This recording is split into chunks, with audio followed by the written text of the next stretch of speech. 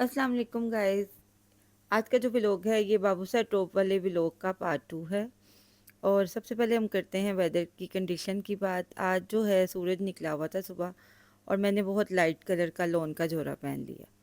लेकिन जैसे ही हम बस में बैठे और सफ़र का आगाज़ हुआ लुलू सर वाली साइड पे, जब हम गए लुलू सर झील वाली साइड पे, तो मुझे अंदाज़ा हुआ कि ये बहुत बड़ी गलती कर ली है मैंने, क्योंकि वेदर जो है वो आहिस्ता आहिस्ता आहिस्ता आहिस्ता ठंडा होता जा रहा था और सर्दी की शुरुआत हो गई थी। और ना जॉगर्स पहने हुए थे ना कुछ, ओपन मैंने सैंडल एक पहनी और मुझे लगा इट्स ओके, कितनी सर्दी हो जाएगी।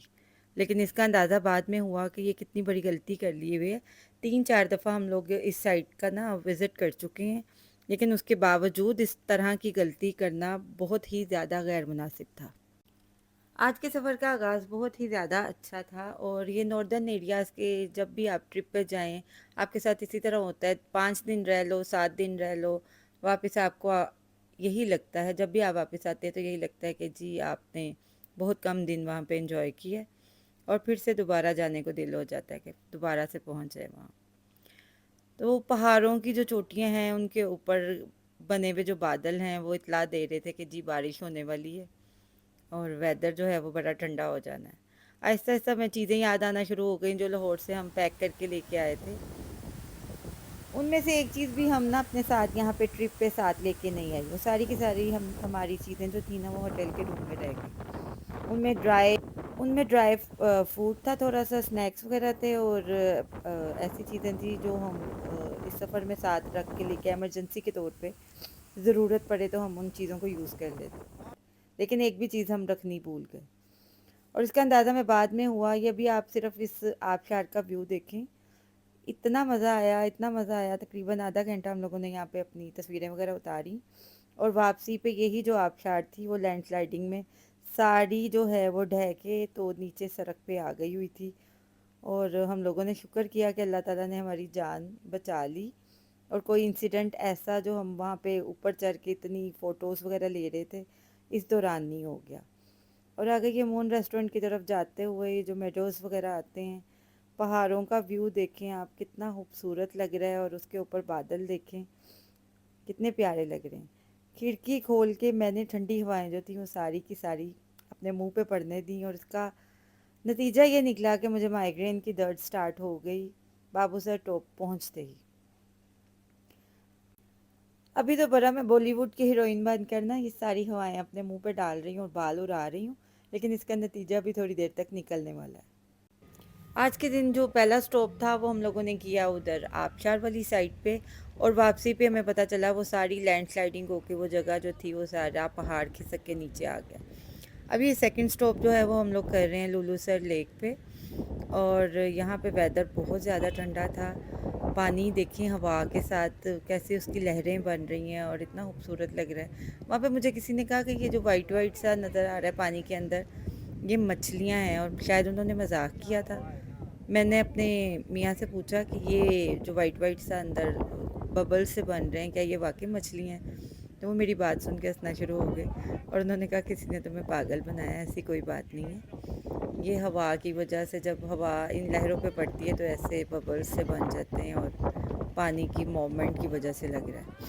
हवा यहाँ पे बहुत ज़्यादा तेज़ थी, और उसके साथ गर्द भी उड़ रही थी, तो आंखें खोली ही नहीं जा रही थी। और पीछे ये देखें ज़ारा मेरे साथ शरारतें करते हुए।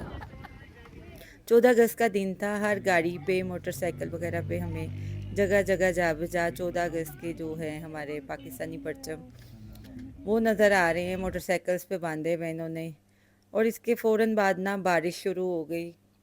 बारिश इतनी ज़्यादा तेज़ थी कि थोड़ा सा डर ही लगने लग गया, क्योंकि यहाँ पे जो पहाड़ वगैरह हैं वो थोड़े से ड्राउने किस्म के अभी से शुरू होते हैं जब बाबूसर की हाइट की तरफ जाते हैं।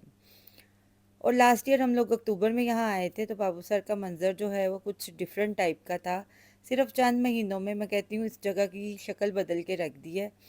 एक ऐसे फेस्टिवल सा लग रहा था, ज़रा नहीं लगता था कि नॉर्दर्न एरिया का कोई टॉप का पॉइंट है जहाँ पे आए हैं। और यहाँ पे ये झूला देखें इन्होंने कितना एंड पे जाके बनाया हुआ है, और पीछे उड़ते हुए बादल देखें इतनी हाइट के ऊपर, पता नहीं किसी इंसिडेंट के लिए शायद इन्होंने ये झूला बना के रख दिया है। اور یہ ٹاپ کا ویو تھا اس کا. پیچھے آپ کو چھوٹا سا دریا نظر آ رہا ہوگا کہ وہ کس طرح سے اس ویو سے اس ہائٹ سے نظر آ رہا ہے نیچے کی طرف. جگہ جگہ زپ لائن کے یہ سٹینڈ سے کھڑے کیے ہوئے ہیں. اور یہ بڑے بڑے سے جھولے بلا ان چیزوں کی یہاں پہ کیا ضرورت تھی. آپ کو 5 سے 7 یہ سٹینڈ ہر طرف لگے ہوئے نظر آئیں گے جن پہ لوگ زپ لائن کر رہے تھے اور جھولے شولے لے رہے تھے. اس کی وجہ سے سارا اس کا ماحول جو ہے خراب ہو گیا.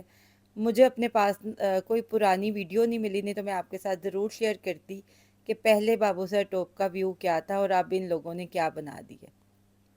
تھوڑی دیر چائے شائے پی کے 2 گھنٹے یہاں سٹے کر کے ہم نے واپسی کی طرف رخ کیا. اور یہ واپسی پہ جب ہم یہاں سے گزر رہے تھے تو جھیل کا ویو کچھ اس طرح کا نظر آ رہا ہے. بڑے مزے مزے سے ہم لوگ جا رہے تھے. ہم لوگوں کو پتا تھا کہ جا کے رات کو ہم لوگوں نے بون فائر کرنا ہے اور اس کی ایکسائٹمنٹ تھی. لیکن اللہ تعالیٰ کو کچھ اور ہی منظور تھا اور لینڈ سلائیڈنگ 2 جگہ پہ ہوئی ہوئی تھی جس کی وجہ سے ہمیں تقریباً 6 گھنٹے سڑک پر ہی ویٹ کرنا پڑا. اور سب سے پہلے اب واپسی پہ ہم لوگوں کا سٹے تھا ادھر مون ریسٹورنٹ کی طرف. یہ نئے ہوٹل کا ویو آپ لوگوں کو دکھا رہی ہوں. بڑا پیارا بنایا ہوا ان لوگوں نے. یہاں پہ سٹے کے لیے پوائنٹ ہے. اور جب لینڈ سلائیڈنگ میں ہم لوگوں کی بس پھنس گئی تھی اور ہم لوگوں کو ویٹ کرنا پڑا تو میں اپنے میاں کو کہہ رہی تھی ہم لوگ یہیں سٹے کر لیتے ہیں، جو کہ مجھے لگ رہا تھا کہ تھوڑا سا دور ہے، لیکن بعد میں پتہ چلا کہ وہ تقریباً آدھے گھنٹے کی ڈرائیو پہ تھا. یہاں پہ ہم لوگوں نے اپنا سارا ٹائم جو تھا نا وہ نیچرل جو چیزیں ہیں ان کے ساتھ اسپینڈ کیا. قدرتی نظارے، یہ چھوٹی چھوٹی بکریاں اور دریا کے کنارے آ کے یہاں پہ اپنی گھاس چر رہی تھیں. کتنی دیر ہم لوگ یہاں پہ بیٹھے رہے، تقریباً 1 گھنٹہ ہم لوگ یہی نظارے دیکھتے رہے. سامنے والی سائڈ پہ کچھ پٹھان بھائی جو ہیں وہ 14 اگست کی خوشیاں سیلیبریٹ کر موسم رہے تھے کتنی جلدی انڈیپینڈنس ڈے بدل گیا کی. ہے نا علی. اور 2 بجے ایسے لگ رہا تھا جیسے نا شام ہوئی ہوئی ہے نا. یار یہ جو سامنے پہاڑ ہے اس پہ نہیں جا سکتے ہم؟ ہاں جا سکتے چلے. ٹانگ تو نہیں درد ہوئے گی؟ نہیں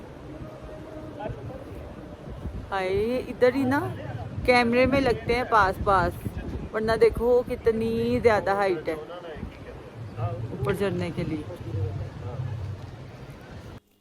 1-2 گھنٹے یہاں پہ گزار کے ہم لوگوں نے مون ریسٹورنٹ سے کھانا کھایا اور اچھا ہوا کھانا کھا لیا تھا. ہمیں بالکل بھی اندازہ نہیں تھا کہ اس کے بعد ہمیں آدھی رات کو جا کے کھانا ملے گا.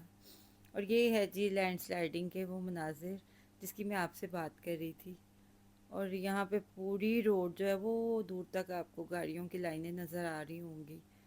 اور یہ 2 جگہ پہ لینڈ سلائیڈنگ ہوئی ہوئی تھی. پہلی جگہ پہ تو ہمیں 2 گھنٹے ویٹ کرنا پڑا اور ہمارے ساتھ ساتھ چھوٹے بچے بھی تھے جو کہ بڑے ڈسٹرب ہو گئے تھے.